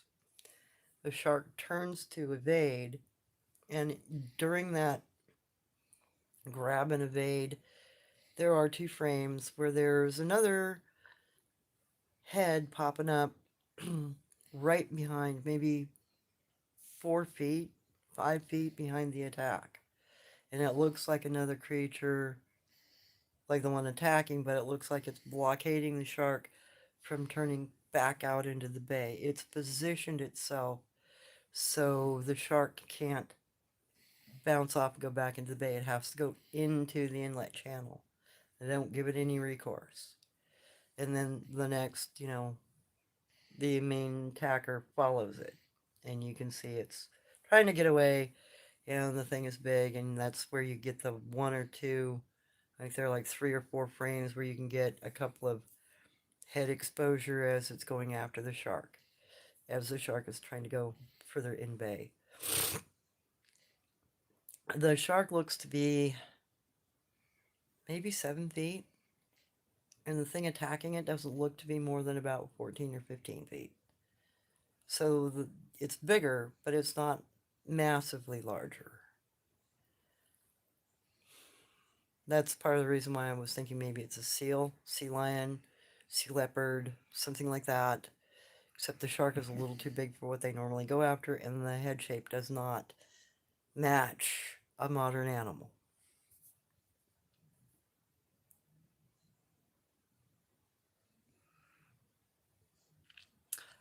Yes, I tried the peanut butter thing. She wouldn't eat it. And I've also put some of her pills in chicken. If she can smell it, taste it, she won't do it. I love you, honey. She's such a punk that way.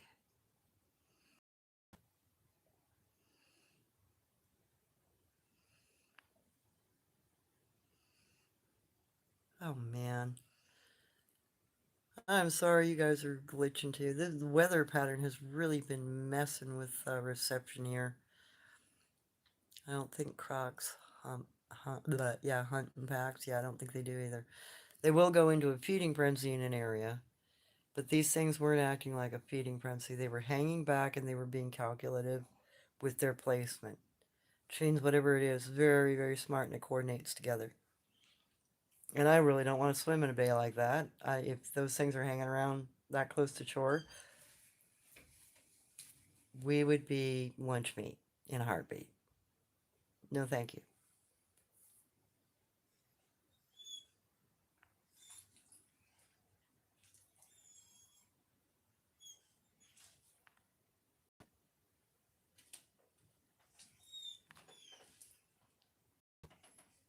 There is a long neck croc said to be extinct.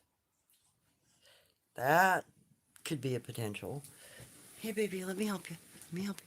Nope, nope, nope, nope, nope, nope, nope, nope. Let me help you. Hang on, guys. Come on. Let me help you. All right. I got you. It's okay. I got you. There you go. Good girl. Sorry. I don't like letting her jump down by herself.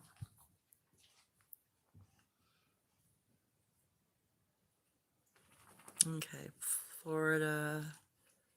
Mikey's has vids about giant croc in Antarctica long neck. Oh, okay.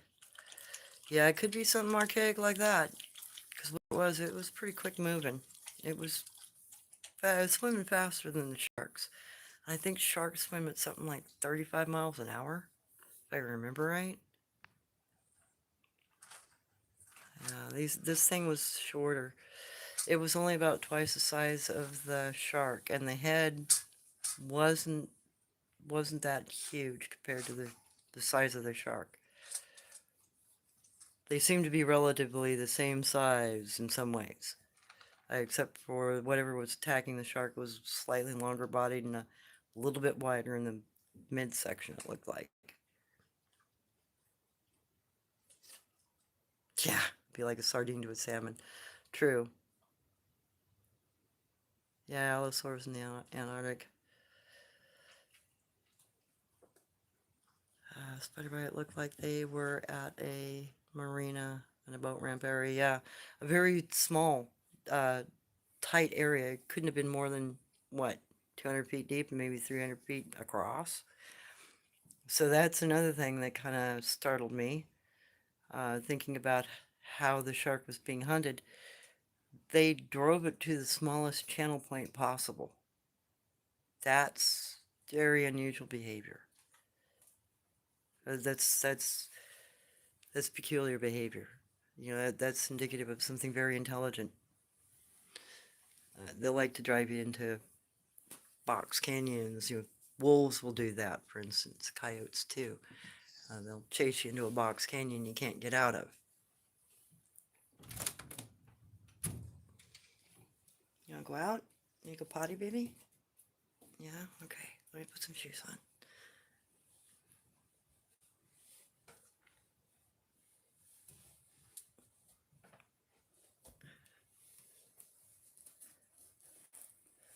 And no, I don't bend over to put my shoes on right now because I can't.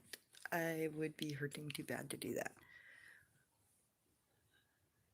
So I do this weird freaking thing. I have to stand and either wiggle my foot in or pick my foot up to put my shoe on. Because bending over hurts like a not gonna happen.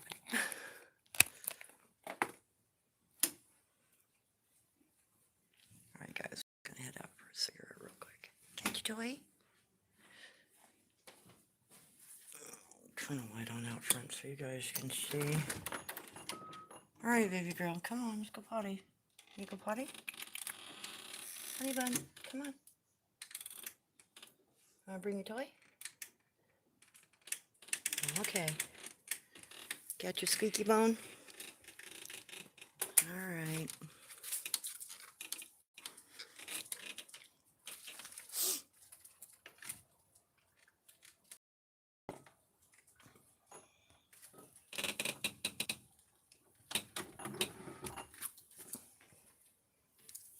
Oh god, sorry about the light, guys. I didn't mean to do that to you.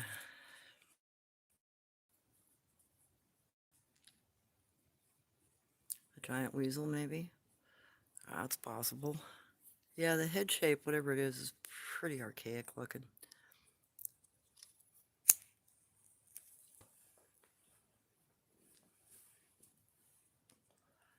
I'll probably go ahead, post that search result, the drawing and the photo shot again, just so you guys have a comparison to what Google did. I mean, you could probably search it yourselves, but it was interesting.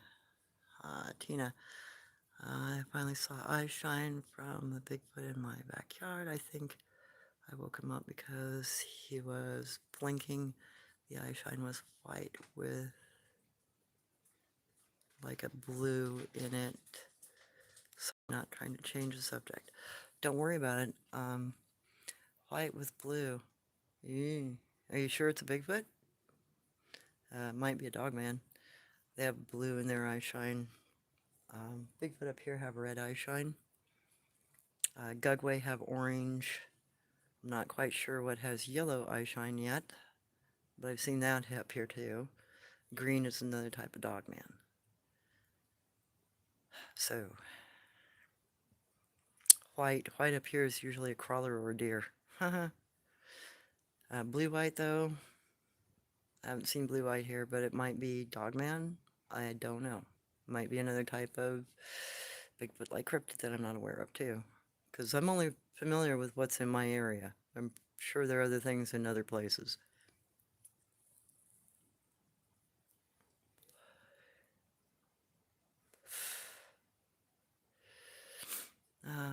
Valentina, I understand the bend over pseudo wiggle. I just had neck fusion 12 days. Oh my god. Yeah, you get it then. There are just some things gravity sucks with when you are compromised in the vertebrae section.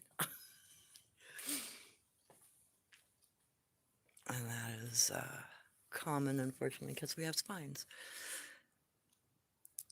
Once damaged is always damaged, unfortunately.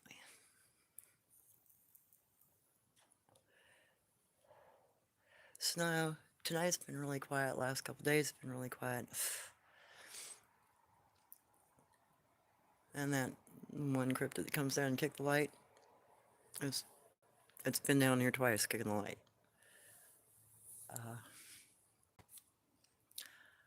I'm really curious what it is. Because it's a new thing, whatever the heck it is. It's only been around a couple months. At least that I've been aware of. Maybe I just hadn't been up at the right time of night to hear it. That's also possible.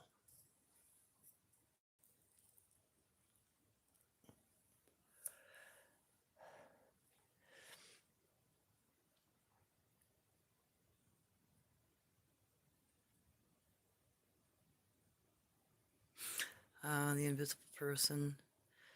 Well, I'm an invisible person, so to speak. There's something that keeps messing with the screen and scratching around. When I look out, I can never find it. I can never see what's going on. And there are no bushes, no plants, no nothing next to my window. So whatever is making the physical auditory sounds is something I can't see. Or it moves so quick, I never catch a glimpse of it. Or maybe it's so small I don't notice it. And there are stories about invisible things in native lore. And they're typically considered to be spirits. Sometimes they're considered elementals, like they're spirits of nature.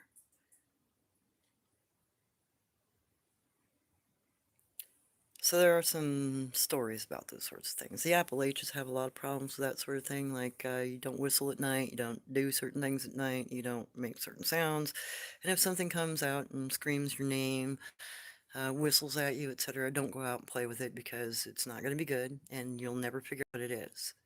The Appalachians, Smokies too, they both have invisible creatures that you never see.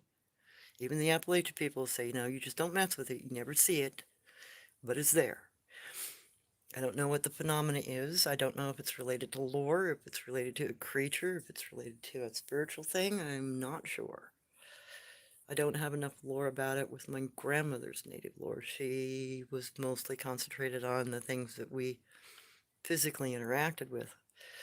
Though she was aware of some of the more extreme things out there, she didn't teach me a lot about those, unfortunately.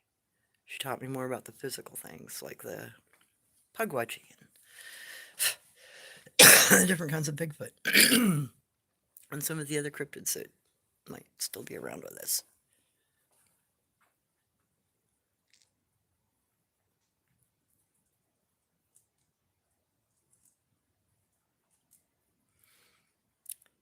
Yeah, I thought about that.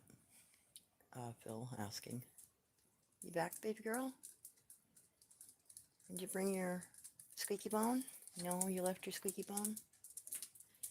Alright, you wanna go in now? You wanna go in? Okay. Alright, honey, come on.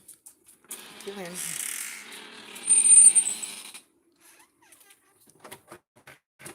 Alright.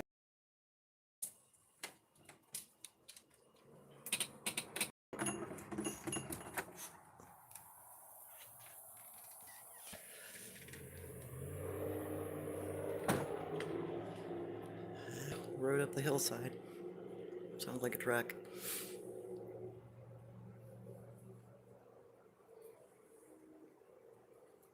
Oh no. I'm always curious about what's around me.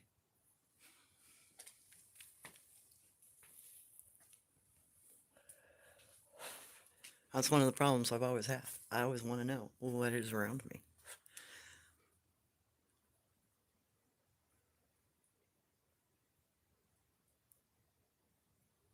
Okay, Tina, he was throwing rocks to get my attention, but not harm me, so I leave him be. I'm just curious. A lot of them do that. They'll throw a rock, a small rock in front of you, a little tiny pea-sized piece of gravel, to maybe something the size of a quarter. And I'm pretty sure those kinds of throws are more or less innocuous. They're just letting you know that they're there, or that maybe you're too close. Because I've had that happen multiple times while out walking.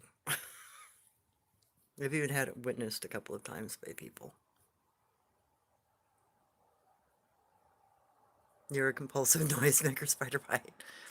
I find it hard not to hum or buzz or whistle or talk out loud. Yeah, they might be letting you know that you're being too loud. Maybe you're scaring dinner away.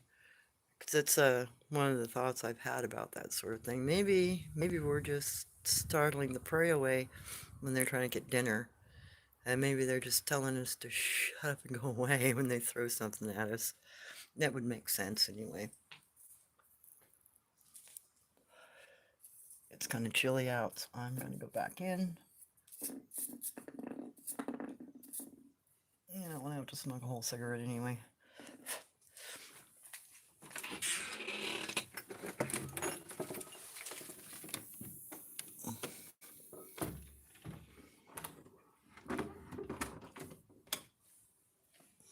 Come on, sweetie. Come on. Karma. Come on. You're a good girl. All right, sweetie. You need help up again? Are you getting hungry again? Oh, good. Good, good, good. I'm glad you're getting hungry. Oh, God, I wish I could pet you. Come here, baby. Let me sit down so I can pet you. Good girl. Yeah, you good girl. All right. All right, guys.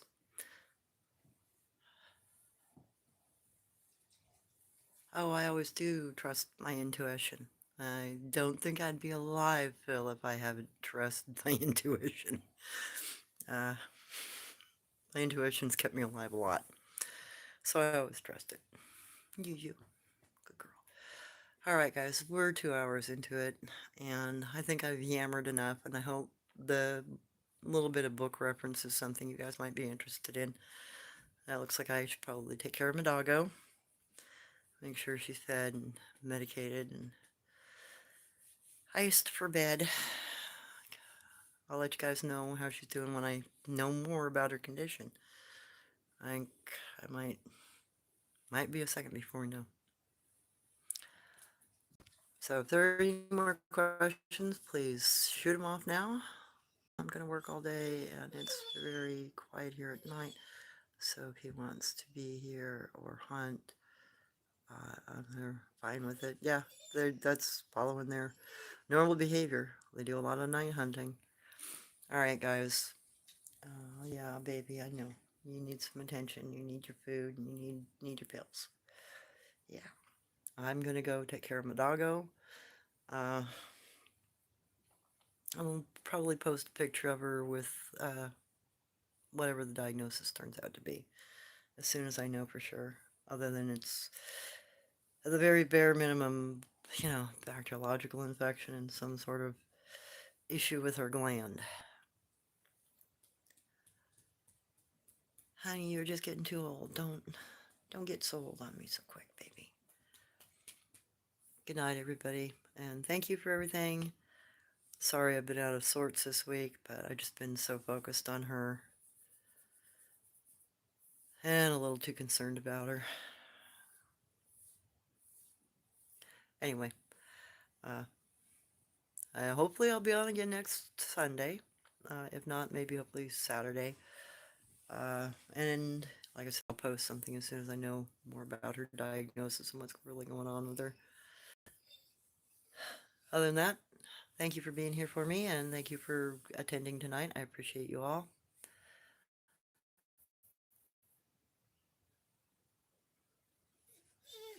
And thank you for your prayers for her. I appreciate that.